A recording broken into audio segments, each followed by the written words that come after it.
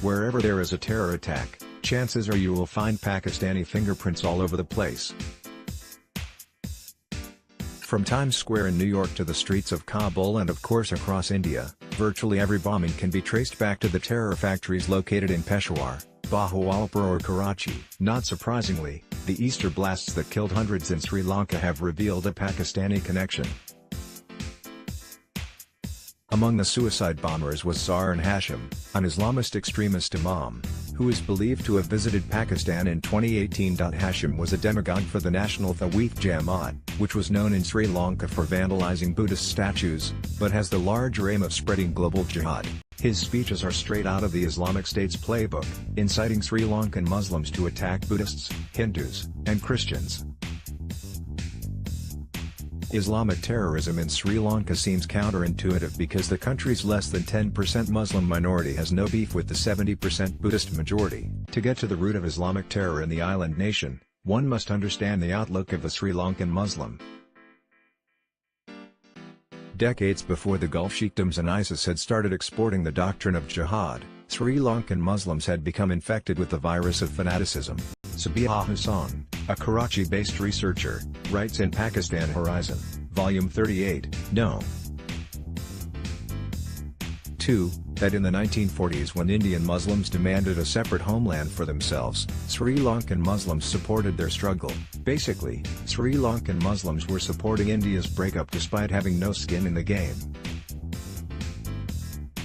Instead of being wary about the extraterritorial loyalties of its Muslim population, Sri Lankan politicians went tilt-chummy with the country that its Muslims identified strongly with, Pakistan.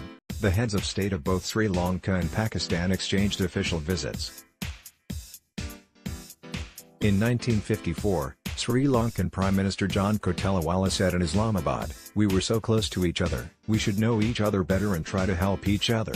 During the 1971 Bangladesh crisis, after India withdrew landing and overflight rights to Pakistan, Sri Lanka granted refueling facilities to Pakistan International Airlines. In March to April 1971, as the Pakistan Army launched Operation Searchlight to crush the Bengali independence movement in East Pakistan, Pakistani civilian and military aircraft made 174 landings at the Katunayake International Airport. While Sri Lanka denied these aircraft were ferrying soldiers or weapons, in reality they were purely military flights that transported thousands of heavily armed troops who killed 3 million Bengali citizens over the next 8 months. Ironically, as Pakistani military flights passed through Katunayake in April 1971, a contingent of Indian Army troops was guarding the airport during a communist insurgency that took 10,000 lives across Sri Lanka. Indian Navy warships were also deployed off Colombo to defend the port. The Bonami continued after the war. In December 1976, the Colombo Municipal Council named a public ground in the national capital as Jinnah Maidan. War in the north. It was during the civil war involving the Liberation Tigers of Tamil Eelam, LTTE, that the Pakistani military and its shadowy spy agency Inter-Services Intelligence, ISI, was able to develop close links with Sri Lanka's military. In May 2008, Lieutenant General Sardar Fonseca, the chief of the Sri Lanka Army, visited Islamabad with a shopping list that included 22 tanks, hundreds of thousands of grenades and other weapons and ammunition. The deal was worth over $100 million. According to the News of Pakistan, as part of the cooperation, pilots participated in airstrikes against LTTE bases in August 2008. Islamabad also positioned a group of Pakistan Army officers in Colombo to guide the Sri Lankan security forces in their operations. According to Bahukatam Bhai Rahman, who headed the counter-terrorism division at the Research and Analysis Wing, Pakistan's military assistance took on an ominous turn in September 2003 after the unpublicized visit of General Muhammad Aziz Khan of the Pakistan Army to Colombo. Since the Indian policy was to defeat the LTTE, without overtly entering the conflict, New Delhi had never objected to the growing military ties between Sri Lanka and Pakistan, but Khan's secret visit upset Delhi. The Tamil Guardian says this was because Khan had coordinated Pakistan's proxy war against India through various jihadi terrorist organizations and played an active role in the clandestine occupation of Indian territory in Kargil. The DA newspaper reports that in 2011 the then Pakistani President Asif Ali Zardari offered training to Sri Lankan police and intelligence agencies. Exit LTTE, enter ISI. The ISI had for years been trying to get a foothold in Sri Lanka. Since it could not obviously get sympathizers among the country's Buddhists, Hindus, and Christians, the spy agencies hope to play with the Muslim minority. However, the LTTE's dominance prevented outsiders from setting foot in these areas.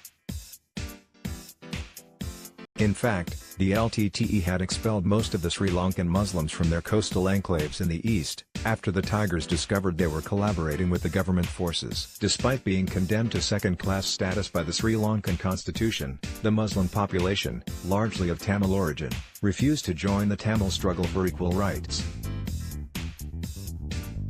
Their refusal to support the Tigers is reflected in Zahir and Hashim's words, "The loyalty of Muslims should only be for the nation ruled by Muslims." After the Sri Lankan security forces eliminated the LTTE with help from Pakistan, the field was safe for the ISI to move in. The long interaction between the Sri Lankan security forces and the free hand given to Pakistani military and spies no doubt allowed the ISI to develop contacts among the local Muslims once they returned to their eastern strongholds. According to Ceylon Today, the ISI has used the banned terror outfit Lashkar-e-Taiba and its charitable wing, the Adara Khidmati Halq, as proxies to radicalize Sri Lankan Muslims. Madhura Senaviratna of Australia's government-owned special broadcasting service reveals Pakistan's motives, using Sri Lanka as a staging post. The ISI's primary and apparent objective is to encircle India from all sides. It wanted to use the island nation to access South India, both in terms of finding terror networks as well as for recruitment of cadres. N.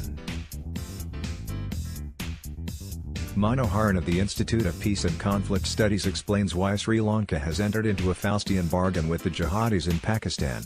Pakistan's activities in Sri Lanka have not been seen with suspicion by the security establishment of the island state. Sri Lanka-Pakistan relations have been good without any irritants.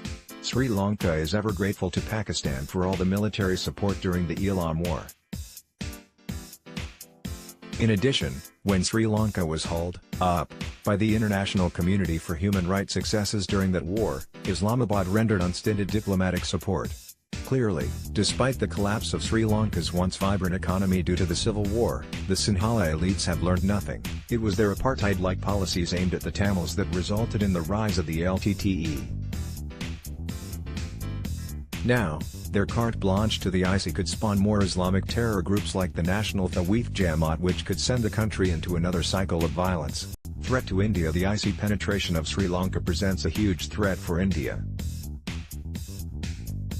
In 2013, the National Investigation Agency, NIA, arrested 2 Sri Lankan Muslims, Muhammad Zakir Hussain, and Sulaiman Hussain, and an Indian Tamil, Tamim Ansari, on charges of spying. All 3 confessed that their handlers were agents posted at the Pakistani High Commission in Colombo.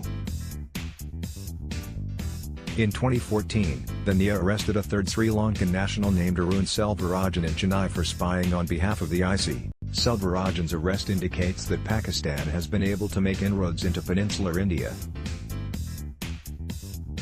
The ISI's Sri Lankan Bureau has collected information on a large number of strategic assets in Tamil Nadu and its neighbouring states. Sri Lankan Muslims were able to easily blend into the local population and do the recce work for the Pakistanis. According to Manoharan, the ISI has already obtained data on critical assets including the Kalapag nuclear plant, NSG hub in Chennai, Coast Guard installations on the eastern coast, Officers Training Academy in Chennai, and the ports of Nagapattinam, Chennai, Ennore, Vizag, and Kochi. Going by the confessions of the arrestees, information gathering was meant for planning a terror attack, he says. The first ever terror attack in Chennai in May 2014 was not unconnected to the larger ISI plot. Checkmating the ISI, India must accept a large part of the blame for the mess in Sri Lanka. Firstly, by refusing to carve out an independent Tamil Elam, New Delhi failed to protect the interests of the Sri Lankan Tamils.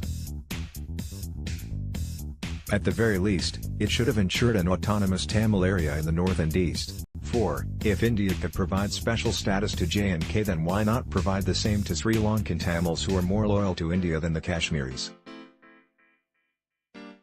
Secondly, if India was prepared to sell out the Sri Lankan Tamils for larger strategic reasons, then it should have got a good value for the deal. Instead, it stood by as both Pakistan and China stepped into the vacuum created by the LTTE's downfall and India's exit.